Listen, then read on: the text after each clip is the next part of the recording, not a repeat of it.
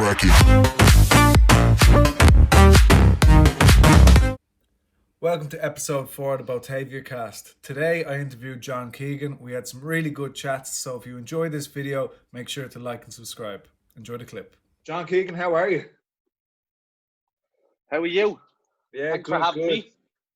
No problem. I love. I just realised you're blonde hair again. Oh yeah. Lauren fixed me up. She did my haircut and everything, so I've been living the life, being pampered and everything. Faded my beard. Yeah, you look like a 1980s pop star now with your bleached head. That was the look I was going for, so I'm glad you got it spot on. I was going to say 1980s porn star, but I said no, but keep it PC. Well, at least I didn't use the same toner as on my hair that I did on your teeth.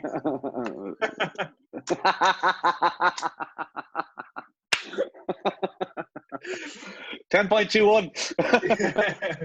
It looks like you've got your 2 front teeth stuck into your ears there. Fuck off, will you? Right, okay. Let's get to it. I want to know, John, why did you start hairdressing and barbering?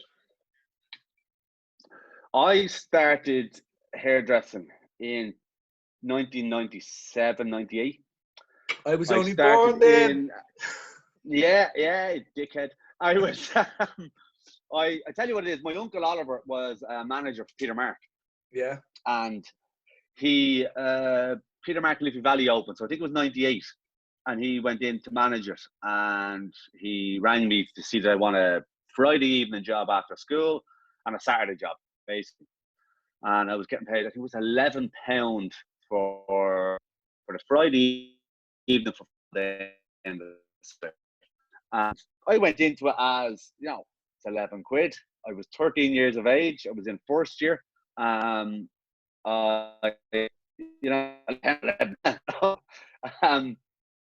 So what happened was he started to train me in cutting, and I just developed, an interest for it, and really got into the whole. I love the whole industry. I love the buzz of it, and I love the people in it, all the different characters.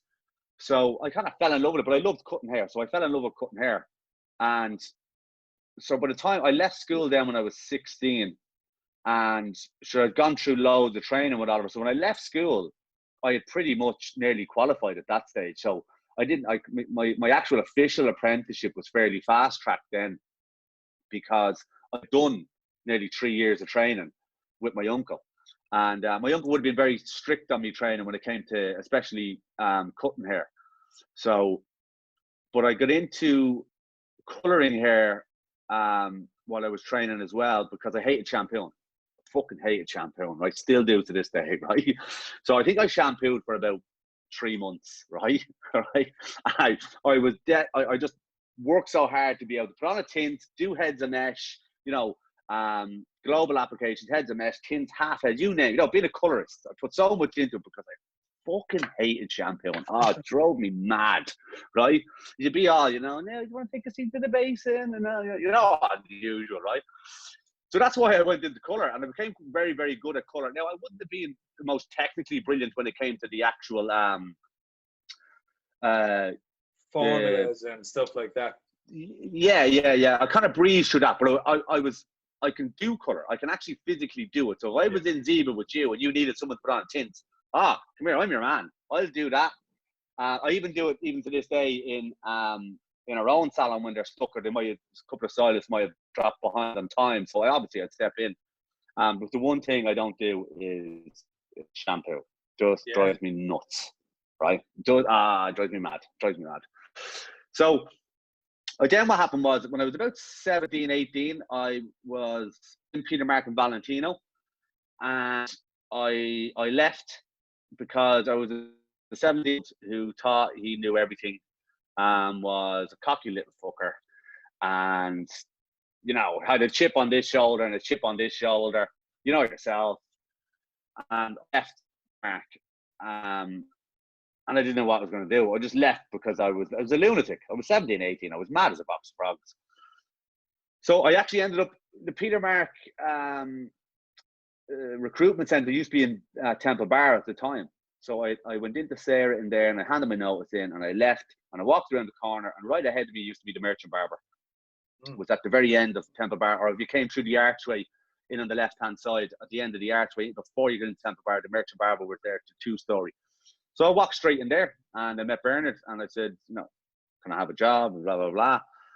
And then Bernard took me on, but as a trainee barber. And Bernard put me through. Bernard was old school. It was a great shop, but Bernard got me into the competitions. Bernard's the one that really developed me as a barber, and put me through my paces. If the way Bernard worked is you didn't arrive 15 minutes before work, you were late and you were sent home. Like, God forbid you ask for a lunch. Like, come here. If you ask for, I tell you now, you would have been thrown out the top window. You know what I mean? So every day was a Saturday in that shop. It was brilliant. There was 8 barbers. We were all very good barbers, all competition workers. And every day was a Saturday. Every day was a Saturday. And it was just, you got everything from, you're in Temple Bar, so you got everything from rockabillys, to rock stars, to, business people. Like you got mods. It was such a cool place to work because of the amount of different clients you got. You didn't just get like nowadays you get a fade, you might get short back and sides. Yeah. Back then you could get like long haired cut laird. You get a mod, you could get a woman coming in to shave her head and leave the fringe, you could get rockabilly looks. You could get the old school rockers with the big huge spikes, you know what I mean? Yeah. You shave the sides and leave the big mohawk. But it was such a cool place to work because of that. And also, every day was a Saturday. We're on a basic mission. So the more you cut, the more you earned, And back then it was, you got paid on a Saturday after work, in an envelope, and your payslip was handwritten, right? But the reason Bernard paid you on a Saturday is because he knew if he paid you on a Friday, you could all just go on the lash on the Friday night in Temple Bar, and none of us would make to work the Saturday. Yeah, Bernard always paid us after work on a Saturday. So, but it was a really, really cool place to work, and it's where even to this day I would always mention Bernard.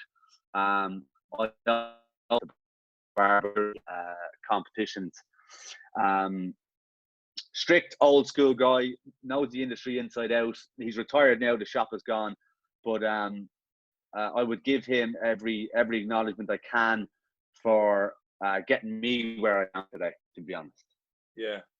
That's so nice. Such a wholesome answer as well, just to kind of like not just take all of your success as something that you've just pulled out of nowhere. And the next question I was going to ask you was why you love barbering, but I actually feel like I don't even need to ask you after you explaining why you started and just the first barbering shop that you like worked in. I don't need to ask you why you love it, because it just poured out just right there, and that was class. I love that. So what I want to ask you next, instead of asking them that question, is the Colour Trophy. I know like you have such a huge array of awards that you've won, and I'm not even going to go into it because it would just take too long. I want to know specifically last year, Colour Trophy, you came second and first. I've already heard you talking about some of it on Dom's podcast, and obviously just from talking to you when I bump into you and stuff. I want to know, what do you attribute your Colour Trophy success to?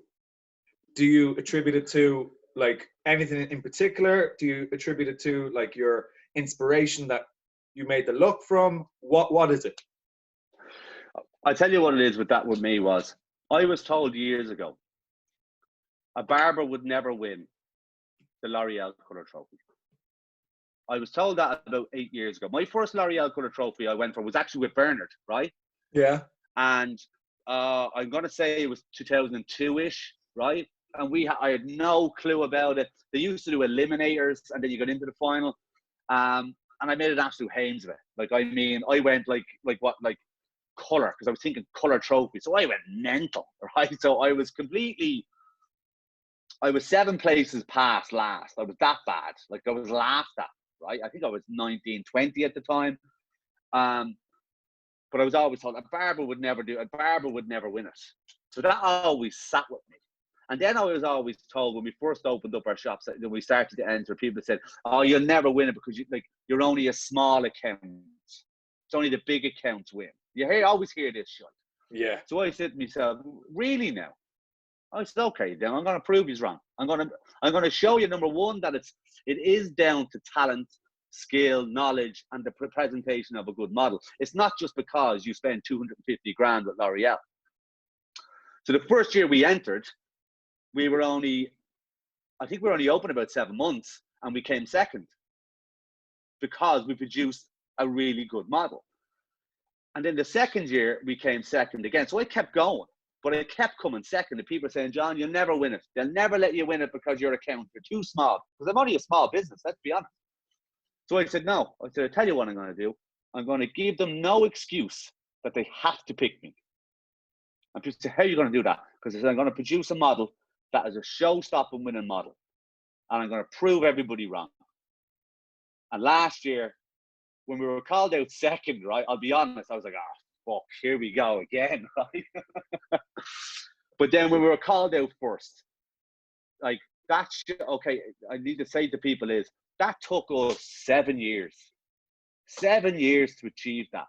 7 years of hard work, 7 years of teamwork, but 7 years of being knocked, getting second, making the final but not getting picked, grand. But keep going back.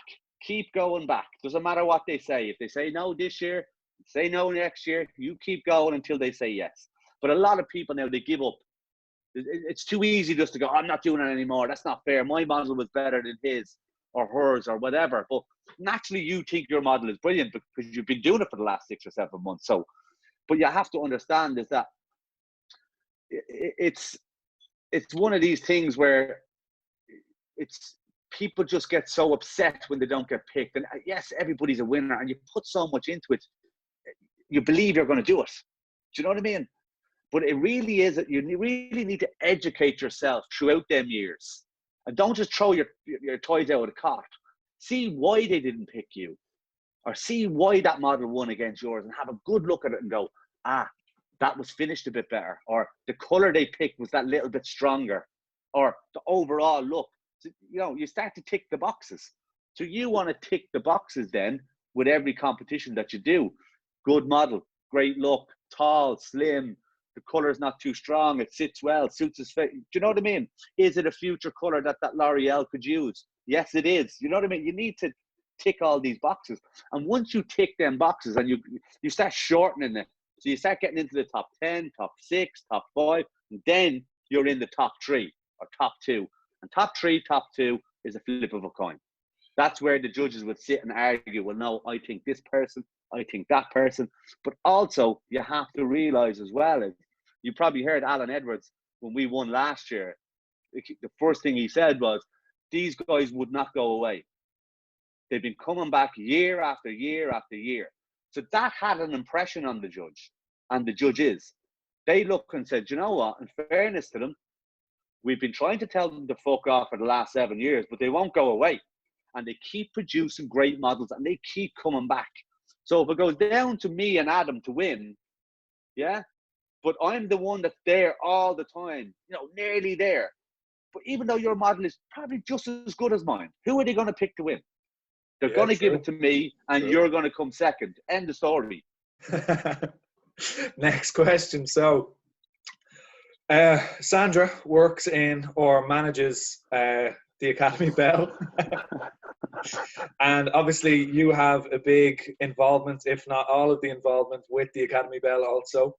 I want to know, how do you find it when you work so closely together in the same industry, in the same company? How do you find leaving work at work and like living at home with Sandra? Okay. People don't realize that myself and Sandra, right? believe it or not, we are probably together since we're about 14, right?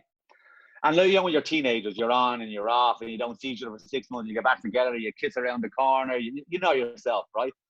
So, but we officially kind of fully got together when we were about 19. Do you know what I mean? So me and Sandra grew up together. We're together since we're kids, right? And that has an awful lot to do with our business because, Sandra's my best friend. It's not like we met when we're in our late 20s, got married, had kids, opened a business, and you don't really know each other. Like, we know every corner of each other. I know if I'm in work and she's in work, I know when to open my mouth, have that little argument with her, even in the professional argument, as I call it, and when not to push them buttons, because that's what the husband and wife team know. But me and Sandra is, she's the kind of unsung hero behind everything. She's involved in every decision, probably makes most of the decisions, really, if truth be told. But she's the one in the background that, again, with the colour trophy, like, Sandra done the colours. Sandra's knowledge was behind that. Like, Sandra wasn't acknowledged as much as I was, and she should be, just because her name wasn't on the ballot. But Sandra is one of them people who doesn't want the limelight. You don't really see her on social media, don't you? Unless I put her up and then she gives out to me.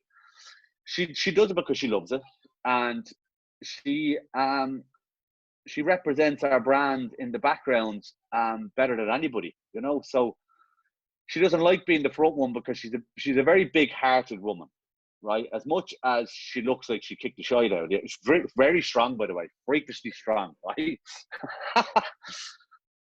Sandra's a big softy, really deep down. So she doesn't like to put herself at the front of that to be rejected, or doesn't like to put herself out on social media too much to get negative comments, because it would affect Sandra.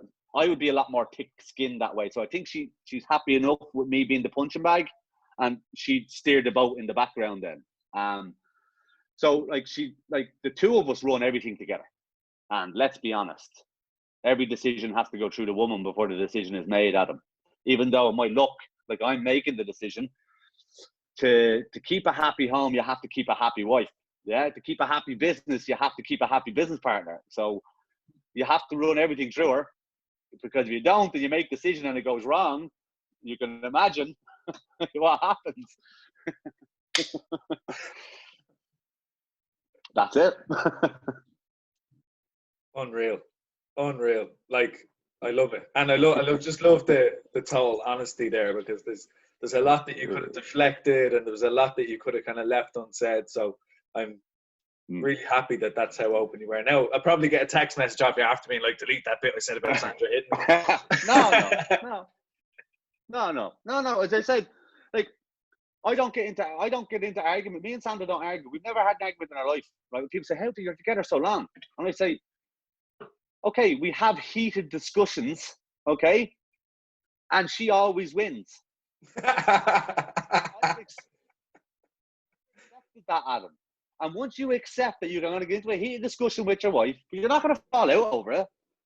She wins. Everyone walks away happy.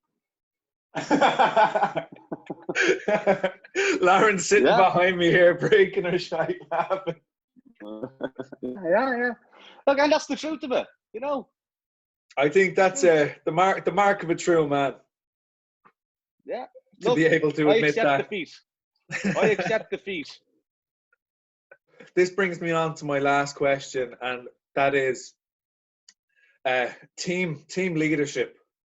Obviously, when you started and you were that 17-year-old with the chip on your shoulder, and you kind of thought you knew everything, that you ran everything.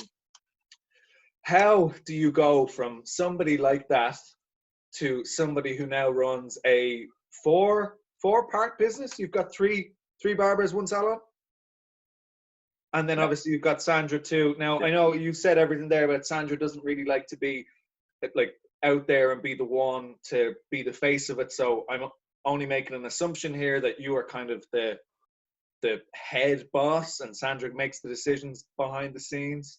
How do you find being that character? But she's very... Sorry, go on. Yeah, no, Sandra would be very much kind of the head in the salon. Like, you would see her, fronting that quite a bit more than me, because I'd be in behind the barber chair.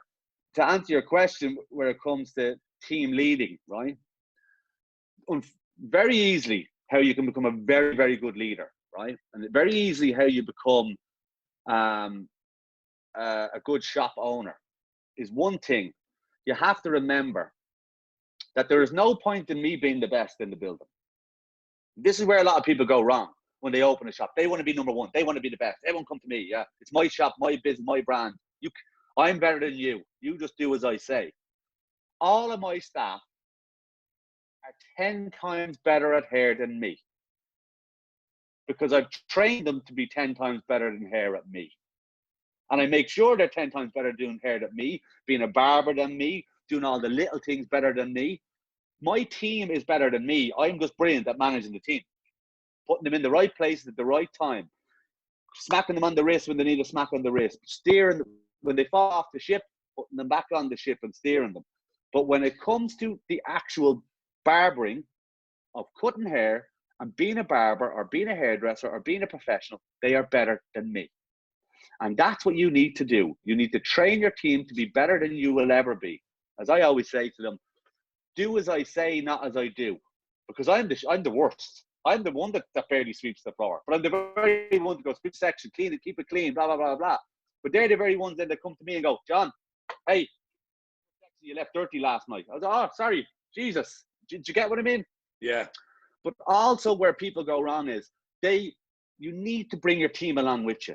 Get them involved in the competition. Put their name on the sheets, not yours. Even though in the background you could be doing the work for them. Who gives a shit? Help them out. Get them going. Open that door. 8 out of 10 would probably fuck you over, throw it back in your face in 10 years' time, because people are cunts nowadays, let's be honest, right? But you will always get really, really good people that appreciate it. Like people, like what Bernard had done for me, I appreciate it, I acknowledge it, and I'll never forget it. And I know that people over the years will have the same view about me. And that's because I've trained them to be the best. I've trained them to be winners, and I've trained them to be professionals. And I've opened the door for them, and I've brought them along on the journey with me. And that's the biggest thing where people go wrong managing a team. They go around managing with this and, this, rather than putting their arm around them going, let's go, let's do this together. There are leaders out there who lead because of their ego. They want that title. I'm the manager. I'm the supervisor. I'm the dog's bollocks. Yeah. Strip away all that. Yeah. True leaders are people who don't want the title, who lead by example, and who do first. True leaders are the one who doesn't step over the hair on the floor. They're the ones who go get the brush and sweep it. That's a leader. Because once one person does it and they go and they sweep it, the next person will follow. And then the next person will follow. Leaders will create followers. And once people follow, you can actually see who is going to be a leader. But if you put a title on them, or people, I want to be the manager. I want to be this. I'm the manager. God, will you? You know what I mean? There's no... I hate putting a title on something because it feeds an ego. And like, if you're going to lead with an ego, well, then you're not a leader. End of story. That makes sense. Yeah, I love it. Like another great answer, and I love how you kind of have stripped that, because anyone that knows you will know that you joke about being this kind of larger than life character a lot of the time. But I know, because I know you, and now I'm glad that other people are going to hear that it is just a joke, and it is just to get a bit of a laugh, because you can't be a leader of a 4-part salon group or a 4-part business with 4 different shops that are all running successfully without having that type of understanding and that type of humility and that type of humbleness about you. And I'm glad that you shared it, because a lot of people, I'd say, that just do catch you just off the cuff probably see, oh my God, like he's this untouchable guy that just like does all of this. But there's a heart and soul behind you, John, and I'm glad you've shared it. Come here.